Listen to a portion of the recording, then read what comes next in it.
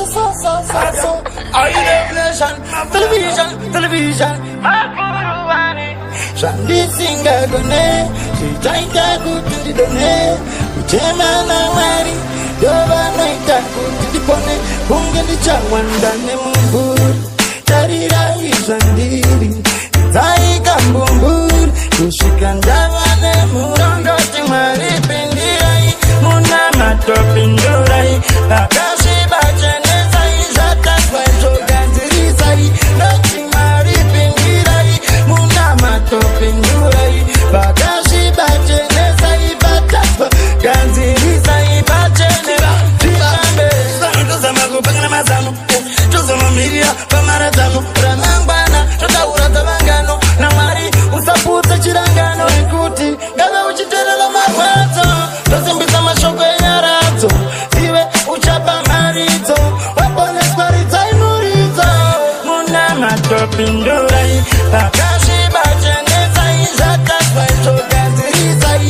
noti mari pindirai, muna matopindurai, bakashi bachene zai, batapa, ganziri zai bachene, tifambe, kulbazese, marindimi maskokota, Alwere, muridokota, makitari, unepromota, nasunuriri kungopokota. Shesendo sira kwa more, dimi unondi paskiri, pese pelino chinja madini, kunyange wasingadu ndiende miri.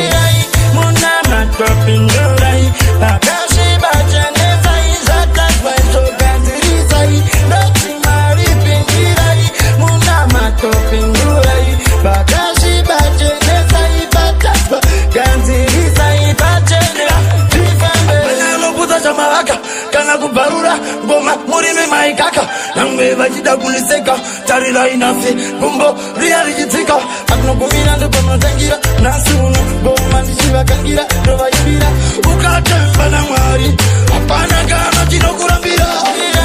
Muna matopindurai, bakashi bachene zai, zata swaito ganziri zai, noti mari pindirai, muna matopindurai, bakashi bachene zai, batapa, ganziri zai bachene, tifambe.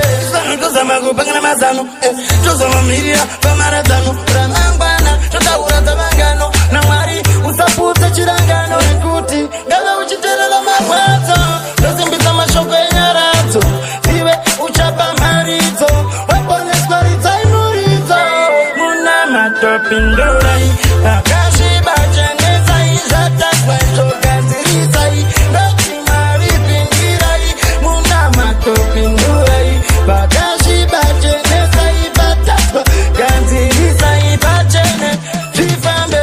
Kulbazese, marindimi maskokota, Alwere, muridokota, makitari, unepromota, nasunuriri kungopokota.